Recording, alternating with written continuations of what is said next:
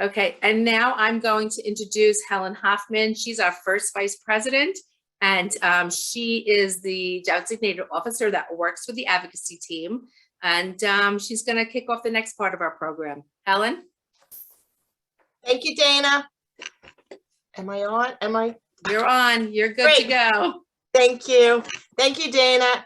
Good evening, everybody. I'm so honored to introduce our friend, Senator Shelley Mayer, tonight. She is the Senate Education Committee Chair and tireless champ for children. Senator Mayer is the leader in fighting for our children with disabilities, for school aid, for our special act schools, for our English language learners, and for parents and families throughout the state. She is the first to speak up on behalf of PTA on our issues of importance, the first to weigh in with the governor, and the first to call us when an issue arises.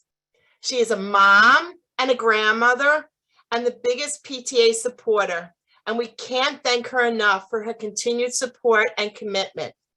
I also want to add that at this year's New York State PTA convention, Shelley drove 7 hours each way to Syracuse to speak with our members because it was that important to her.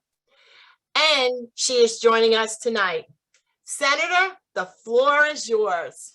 Thank you so much, Helen. That was so generous and heartfelt. You know, you can always say that, you know, when somebody speaks, you know, with a certain kind of passion, they mean it. And I really heard it. I'm very, very appreciative of how you said that, Helen.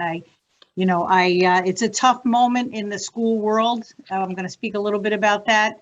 It takes a certain sort of drive to do the right thing by these kids. And thank you for your leadership of the PTA. Dana, thank you as well.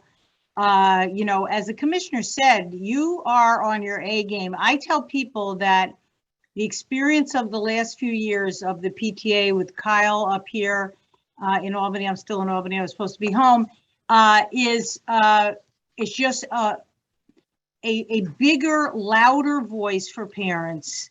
And, you know, let me just say this, because I'm a blunt person. Louder is not always better. Louder is not always righter. But the PTA is loud and thoughtful, is loud and considerate, is loud and recognizes how government works. And I so appreciate that approach of Kyle, your advocacy committee, the people in my district. I saw some of them here who represent the PTA. You know, there is a place for reasonable disagreement. And sometimes right now in the school community, we're seeing voices so loud and really not in a constructive tone. So thank you to the PTA for recognizing that's the better way. And my approach, you know, to dealing with these issues, as Helen mentioned, is to pick up the phone and call the governor's office.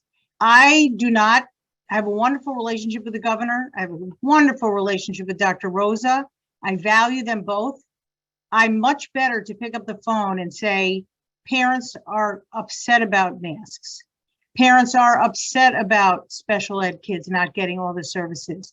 Parents are upset about not having broadband. Parents are upset about not having food in every school if schools are going to close. Parents are upset that their teachers are upset.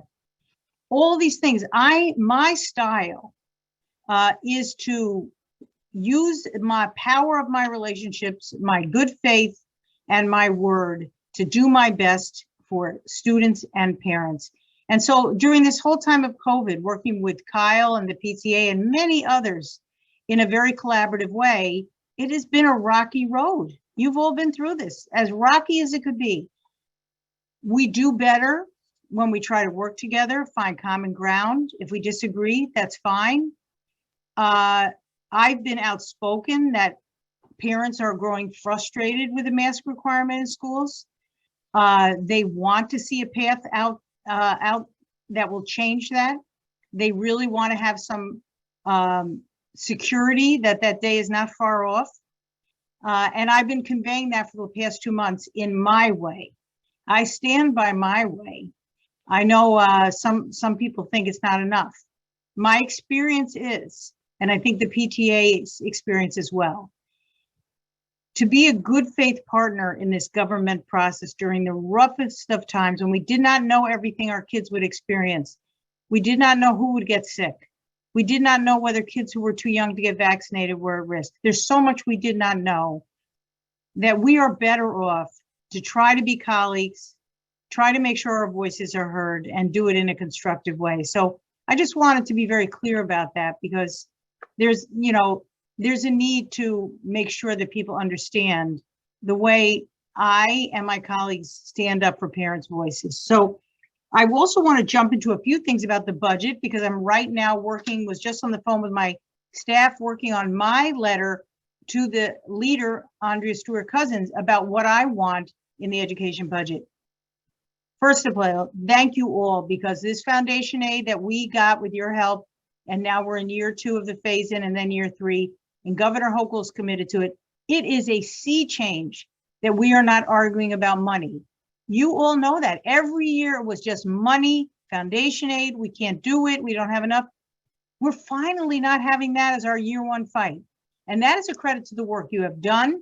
I'm so thankful for your partnership on that. That is a game changer. However, our mental health needs are greater than ever. You may remember prior to COVID, I went around the state and asked people what's number 1 issue. The PTA, the superintendents, the boards, and the teachers all said mental health. That was prior to COVID. Now it's so much more challenging. And because it's lasted so long, because students have been in and out of school, things have been disrupted, families have lost loved ones, children have lost family members. We have a lot of trauma that we need to deal with. So the governor has her proposal called Recovs. It's a good first start. I don't think it's big enough. I don't think it's strong enough. I'd like to see every district get money for mental health and have it be a reimbursable expense as we go forward. Just like transportation, like textbooks, like keeping attendance, all those other things. So mental health, top of mind for me, and I'm going to be fighting for that. 2, continue to expand pre-K, full day pre-K for 4-year-olds. I am totally, with my colleague, devoted. Now, last year we got a lot of additional districts and some of them didn't use it. We got to figure out why it didn't work for them. But that being said, what we need to do is ensure that we're giving the right amount of money, that school districts actually get what they need so they can have a quality full day 4-year-old program, that if they use community-based providers, they're doing so responsibly, and that we just expand it. I always say, if you live on the Bronx side of New York City and I represent the other side, in the Bronx, you're entitled to full day 4-year-old pre-K just by virtue of living in New York City. We want that for every kid, and we're going to fight for that. So we're going to continue to fight for full day pre-K expansion. Charter development outside the city of New York, because the PTA is largely, although you have Queens, I'm very happy to see that, a number of our districts, particularly some of our high need districts, are impacted as the number of charters continues to grow, and they draw an increasing percentage of students away from traditional public schools, not against charter, but the way the money flows means that your school is losing a significant amount of money. Albany, Rochester, Buffalo, Yonkers, now Mount Vernon. There are other districts. We have to be thoughtful as the state authorizes, particularly SUNY authorizes additional charters. And Dr. Rose has been an excellent partner with us in trying to be much more thoughtful, because it has impact on our traditional public schools that we are trying to support. We want to support teachers in the things that they have asked for and need in order to continue to expand and enhance their skills. They learned how to teach remotely, some of them better than others, but we need to build in that as a permanent thing. And lastly, I so appreciate that digital and tech equity, and particularly my bill, to have absolutely every student in every school have high quality, high capacity broadband, that the PTA stood with me and stands with me still. We're just not far enough along down this path. I mean, doing a broadband study is fine. We know what we don't have. We don't have broadband for our kids. And I'm not talking about a program where you get a little extra money as an offset of the bill.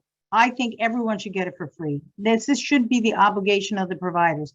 I'm going to continue to push it. I didn't do so well last year, but you know, we never give up after a single go round. So last thing, and it's not a PTA issue always, but expanding childcare access. We know as working parents and mothers particularly, and working fathers, childcare is part of the continuum of what an educational system requires. Childcare, pre-K, K through 12, and frankly, higher ed and CTE, these got to be part of the equation. So, you know, while we are happy not to be fighting about foundation aid, we got other things on our bucket. And I will do my very best with my colleagues in my style and my way to fight for parents, to get a path out of masking, which I'm hopeful will occur quite quickly now, and to get back to helping our kids recover from this and helping our parents be such fantastic champions. So it's truly an honor to come before you, my friends. I'm very, always very touched by having my own PTA membership, which I have to renew. But thank you for your leadership. Thank you for your fight. Thank you for remembering what we're fighting for. And thank you for making your voices heard here in Albany in such a powerful way. And you have influenced the conversation in a way that was not always the case. So credit to you all for that. And I think I'll stop there, Helen. I know meals, yes, we are working on meals. Thank you. That is a very significant additional thing on, we want to expand to make sure breakfast is included. We want to have meals for all.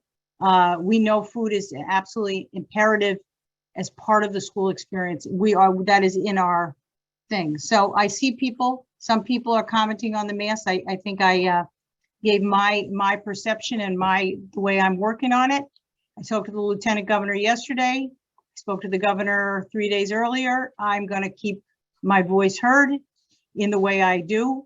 And I'm very optimistic that among all the other issues we have a bucket load of issues to get back to moving our schools along. So thank you for the opportunity to come by, and it's a pleasure to be here.